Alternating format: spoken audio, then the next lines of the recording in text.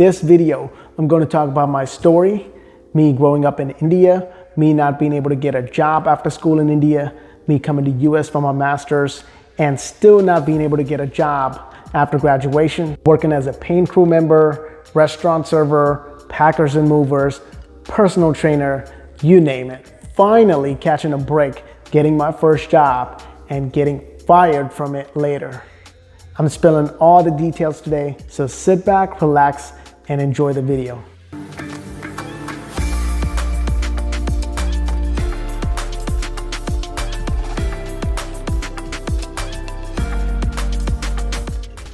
Welcome to my channel. My name is Marish Pillai. If you are watching my video for the first time, don't be a stranger. Hit the subscribe button and join the family.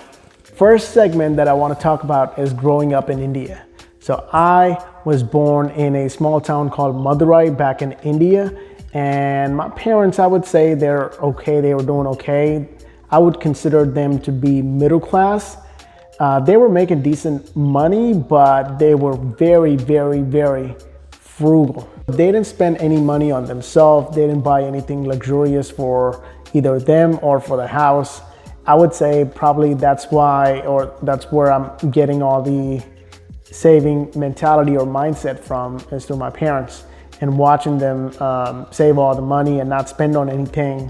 On the other side, there are some cons to it as well. A lot of my friends had a lot of nice things, whereas I didn't.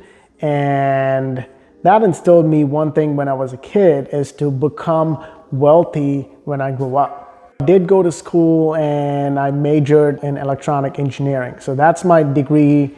And I did that because that's what everybody was doing, and that's what my parents asked me to. So if you are not aware, in Asian cultures, you follow what your parents want you to do to either make them happy, to they give you good advice because they've seen the world before than you, right? So they have more experience. So that's the ideology behind it. But I majored in a degree which I did not care about much. For graduation, I didn't get a job, whereas all my friends who did the same degree, they were getting placed by big companies. They were getting software engineers, titles, and all that good stuff, right? And whereas me, in my case, I had to go out and get a call center job because I couldn't get a real job. So that's more like a secondary job that's looked down upon. That's more like people who don't do college or something like that, right? So they go out there and get call center jobs. So for me to do 4-year degree and not being able to get a job and had to go get a call center job is more like a failure, right? So that was my first failure. I have to say I am beyond blessed. Even though my parents were very frugal, they saved a lot of money, and because of them, I was able to come here to US to do my master's because they were able to sponsor my education. That's about $40,000 in education, just fees alone. Segment 2, which is coming to US. So as I said before, I was fortunate enough that my parents were able to sponsor my master's, about $40,000 in education fees, and I was able to complete my master's with that. And I majored in computer science. I chose computer science because that's what all the successful kids were doing, right? So again, you see a pattern. I was doing something that I don't really like, but I'm doing it because of an influence, either through my parents or because I see a lot of successful people doing. But really, in reality, I didn't have a true desire to do those things. My parents were taking care of the college tuition fees, but to fund the rent, utilities, and all those, I had to get a job as a paint crew member in my university. And I did that for some time, and for a little bit after, I worked as a mover within the university again. They were all paying between $7 to $8 per hour minimum wage, but as a college kid, that helped me pay my bills, so I was really happy with it. Then came the graduation. 2 years and $40,000 later, still couldn't get a job. That's failure number 2. I'm like, how much of a failure can you be, Marsh? And I have to move in with my sister because I couldn't afford my own place. I did get a job as a server making minimum wage again after doing my master's in computer science and spending $40,000. So that really sucked. And on top of that, I was also doing personal training sessions, making a little bit of money, about 20 bucks a session, just to help pay some bills, right? I'm smiling right now, but man, those were some really tough times. I still remember at that time, I was really living in Frisco, Texas with my sister, and there was a gas station next to us, and pulled up in this gas station that's next to us, and I just pulled up just to sit and cry in peace where nobody else is watching, right? And the question that I had is, why me? Why am I not able to win in life? It's failure after failure after failure for me, and why? And God finally answered, and he gave me a first break. Right now, let's go on to the third segment, which is my first break. I finally got an interview call from an oil and gas company in Houston, Texas. But here's the caveat. They wanted me to come in person for the interview. And there's no guarantee that the interview is going to be successful. And at that time, I was in Dallas and I was just trying to make ends meet. So I was really broke and I did not have money to spend for hotels and take chances, right? So I decided to drive to Houston and sleep in my car and get ready for the interview next day.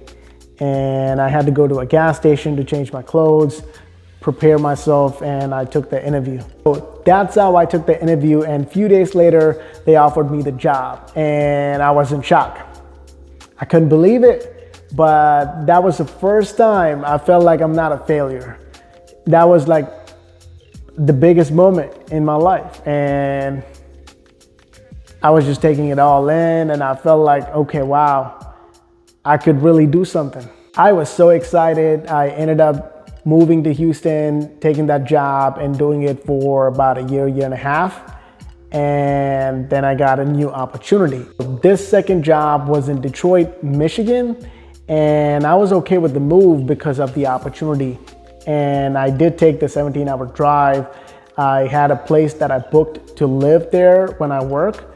But unfortunately, when I was just a couple days before I took that drive, the deal fell through with the owner and I didn't have a place to live or spend the night when I go there, right? So I was taking this 17-hour drive to basically nowhere. Ended up spending for about a week in a friend's house, sleeping on the floor, couch, etc., till I could find my actual place. It ended up working well for me. I ended up working there for 2 years, decent pay, good work-life balance.